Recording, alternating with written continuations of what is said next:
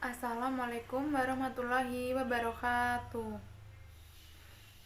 Baik, pada kesempatan yang baik ini, izinkan kami dari kelompok 2 mempresentasikan hasil diskusi kelompok kami pada mata kuliah metodologi pembelajaran yang diampu oleh dosen kami, Ibu Rinadiah Rahmawati, MPD. Sebelum kami mempresentasikan, izinkan kami memperkenalkan diri terlebih dahulu.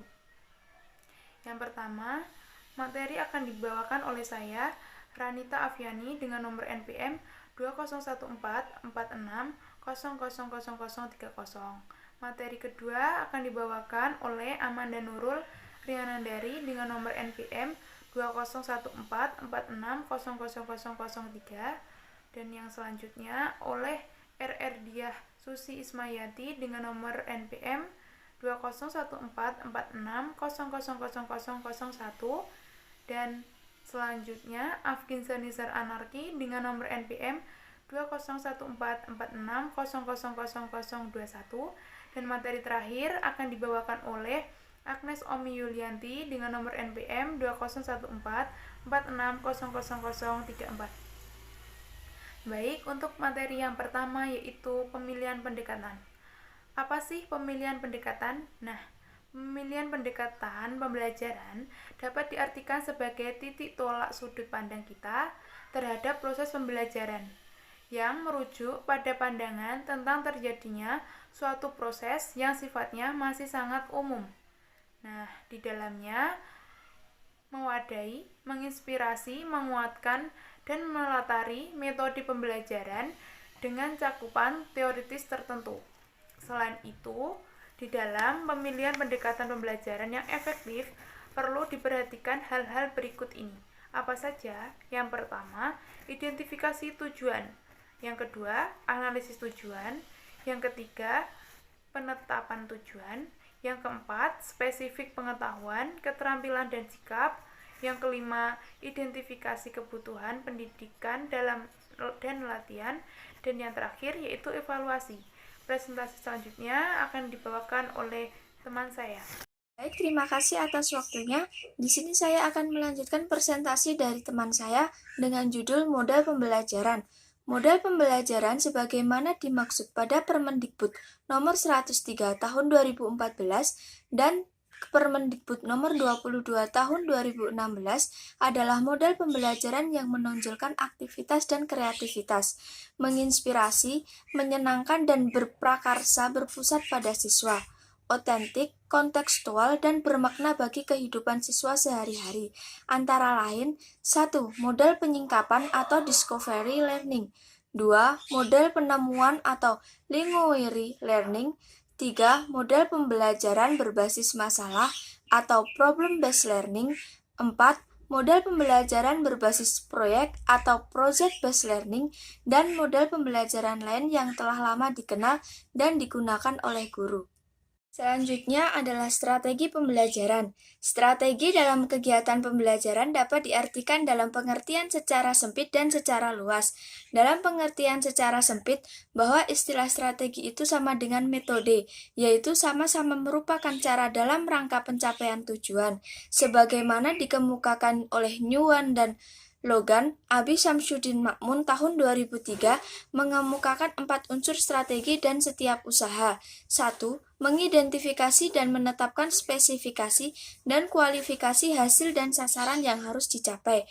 2. Mempertimbangkan dan memilih jalan pendekatan utama yang paling efektif untuk mencapai sasaran. 3. Mempertimbangkan dan menetapkan langkah-langkah yang akan ditempuh sejak titik awal sampai dengan sasaran. 4. Mempertimbangkan dan menetapkan tolak ukur dan patokan ukur untuk mengukur dan menilai taraf keberhasilan usaha. Metode pembelajaran. Metode pembelajaran adalah cara atau tahapan yang digunakan dalam interaksi peserta didik dengan pendidik untuk mencapai tujuan pembelajaran yang telah ditetapkan sesuai materi dan mekanisme metode pembelajaran. Pembelajaran terdapat beberapa metode yang digunakan untuk mengimplementasikan pembelajaran, yaitu ada ceramah, demonstrasi, diskusi, simulasi, laboratorium, pengalaman lapangan, brainstorming, debat, dan simposium. Kedudukan metode terdapat ruang lingkup sebagaimana dengan cara 1.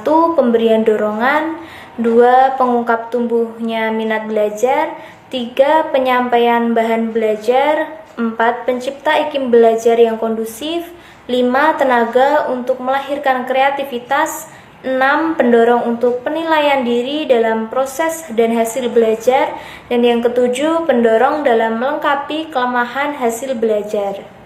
Teknik pembelajaran adalah cara yang digunakan guru dalam mengimplementasikan suatu metode secara spesifik. Misalnya, penggunaan metode diskusi. Perlu digunakan teknik yang berbeda pada kelas yang siswanya tergolong aktif dengan kelas yang siswanya tergolong pasif. Pengertian teknik menurut beberapa ahli yaitu menurut Sanjaya, teknik adalah cara yang dilakukan seseorang dalam mengimplementasikan suatu metode. Yang kedua, menurut Sujana, teknik merupakan keterampilan dan seni untuk melaksanakan langkah-langkah yang sistematik dalam melakukan suatu kegiatan ilmiah yang lebih luas atau metode. Yang ketiga, menurut Knowles, teknik adalah langkah-langkah yang ditempuh dalam metode untuk mengelola kegiatan pembelajaran. Baik, saya akan melanjutkan presentasi dari teman saya. Taktik. Taktik ialah gaya seseorang dalam melaksanakan suatu teknik atau metode tertentu. Taktik sifatnya lebih individual, walaupun dua orang yang sama-sama memakai metode ceramah dalam situasi dan kondisi yang sama. Sudah niscaya mereka akan melakukannya secara berbeda. Contohnya dalam taktik memakai ilustrasi atau memakai gaya bahasa biar materi yang disampaikan gampang dipahami. Jika diterapkan dalam konteks pembelajaran menjadi 1. Mengidentifikasi dan memutuskan spesifikasi dan kualifikasi perubahan tingkah laris kepribadian penerima didik yang diharapkan. Yang kedua, menentukan sistem pendekatan berguru mengajarkan berdasarkan aspirasi dan pandangan hidup masyarakat. Yang ketiga, menentukan dan memutuskan prosedur, metode, dan teknik berguru mengajar yang dianggap paling tepat, efektif, sehingga sanggup menjadikan pegangan oleh para guru dan menunaikan acara mengajarnya. Baik, di sini saya akan melanjutkan presentasi dari teman saya.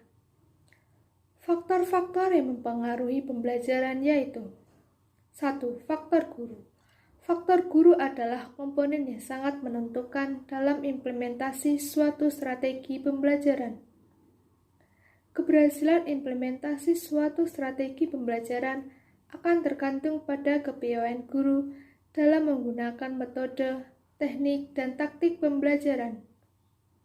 Yang kedua yaitu faktor siswa. Faktor siswa adalah organisme unik yang berkembang sesuai dengan tahap perkembangannya. Perkembangan anak adalah perkembangan seluruh aspek kepribadian. Akan tetapi, tempo dan irama pada masing-masing setiap anak tidak selalu sama. Yang ketiga yaitu faktor sarana dan prasarana. Sarana adalah segala sesuatu yang mendukung secara langsung terhadap kelancaran proses pembelajaran. Sedangkan prasarana adalah segala sesuatu yang secara tidak langsung dapat mendukung keberhasilan proses pembelajaran.